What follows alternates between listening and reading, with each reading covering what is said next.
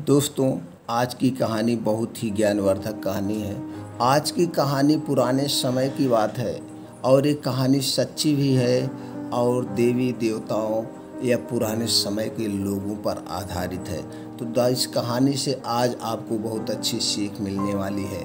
जैसे आपने थंबनेल पे देखा होगा, एक पति के 10 पत्नियाँ, एक पति के 10 पत्नियाँ कैसे था। द्रौपदी के भी 5 पति।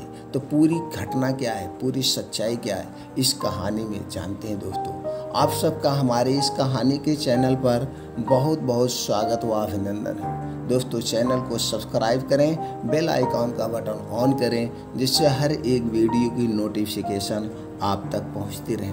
तो चलिए दोस्तों, कहानी को शुरू करते हैं। जब भी बहुपति प्रथा की बात होती है तो हमें सिर्फ एक ही उदाहरण याद आता है, द्रौपदी का। द्रौपदी महारानी कुंती के 5 पुत्रों पांडवों की पत्नी थी, इसीलिए द्रौपदी को पंचाली भी कहा जाता था। लेकिन कम लोग जानते हैं कि द्रौपदी से पहले भी कई महिलाएं हो चुकी हैं जिनका एक से अधिक पुरुषों से संबंध रह चुका है। पुराणों में 2 महिलाओं खास तौर पर जिक्र आता है जिनका एक से अधिक पुरुषों से विवाह हुआ था। द्रौपदी के संग 5 भाई की शादी के विषय पर जब कुंती युधिष्ठिर से पूछती है कि क्या इससे पहले भी इतिहास में ऐसा कोई उदाहरण है, जो युधिष्ठिर बताते हैं कि ऐसा पहले भी हो चुका है। प्रचेती और जटिला नामक 2 कन्याओं का पहले ही बहुपति विवाह हो चुका है। आइए हम आपको बताते हैं इनके बारे में। द्रौपदी के 5 पत्नियों के रहस्य को भी पर्दा उठेगा। युधिष्ठिर ने किया माता कुंती की समस्या का समाधान। जब अर्जुन द्रौपदी को स्वयंवर में जीतकर अपने अन्य भाइयों के साथ माता कुंती के पास आए और बोले, देखो माता श्री, आज हम भिक्षा में आपके लिए क्या लाएं। कुंती ने बिना देखे ही कह दिया था कि आपस में बांट लो। उस काल में मुख से निकले शब्दों का बहुत महत्व होता था। जैसे ही कुंती की पलट कर देखती है, वह चिंतित हो जाती है कि उन्होंने ये क्या कह दिया।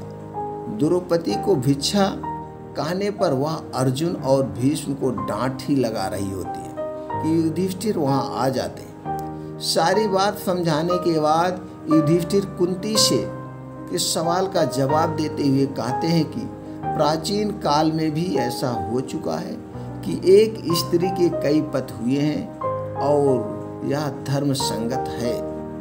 श्री कृष्ण ने खोला 5 पतियों का रहस्य। कैसे खोला? इसके बाद श्री कृष्ण वहां आते हैं और बताते हैं कि कैसे द्रौपदी के लिए कुंती के मुख से ये सब निकले और क्यों द्रौपदी को 5 पतियों की पत्नी बनना होगा।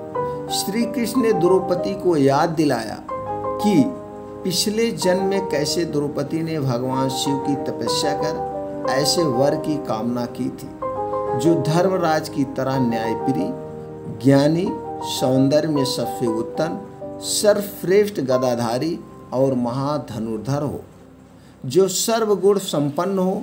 क्योंकि इतने गुण एक ही पुरुष में होना संभव नहीं है, इसलिए द्रौपदी को वरदान के फलस्वरूप 5 पति मिले थे। इनको फलस्वरूप 5 पति मिले थे। 10 पत्नियों संग एक कन्या का विवाह। इसका क्या रहस्य?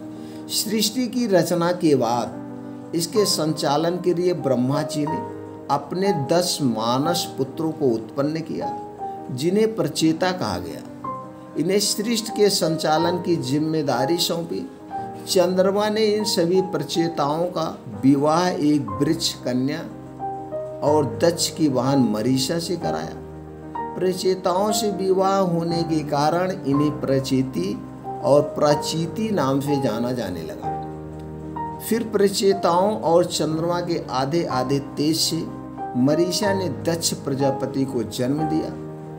दक्ष प्रजापति ने ही सृष्टि संचालन का कार्य आगे बढ़ाया और मैथुनी सृष्टि का विकास हुआ। इन्होंने अपनी 10 कन्याओं का विवाह धर्म से करवाया, 27 कन्याओं का विवाह चंद्रमा से और इन्हीं की पुत्री सती ने भगवान शिव का विवाह हुआ। जटिला के थे 7 पति। गौतम ऋषि के कुल में जटिला नाम की कन्या हुई। इनका विवाह 7 ऋषियों से हुआ।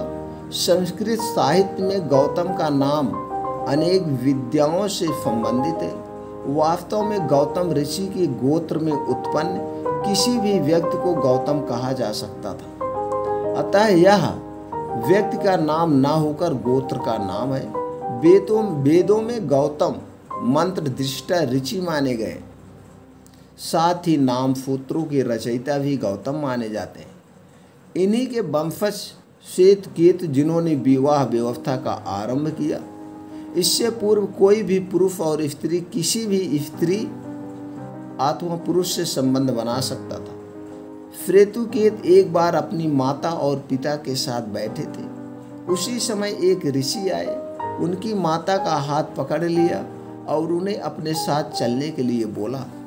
इससे श्वेतकेतु बड़े नाराज हुए और उन्होंने विवाह व्यवस्था का आरंभ किया ताकि स्त्री और पुरुष मर्यादित रहें। तो दोस्तों, ऐसे थी ये 10 पुरुषों की कहानी जो कि पहले पौराणिक समय में हुआ करती थी, मिला करती थी। तो हमारे विचार आया ये जानकारी आप लोगों तक पहुंचाया जाए। तो दोस्तों, इस जानकारी को आपको कैसे लगी हमें कमेंट सेक्शन में ज़रूर बताएं।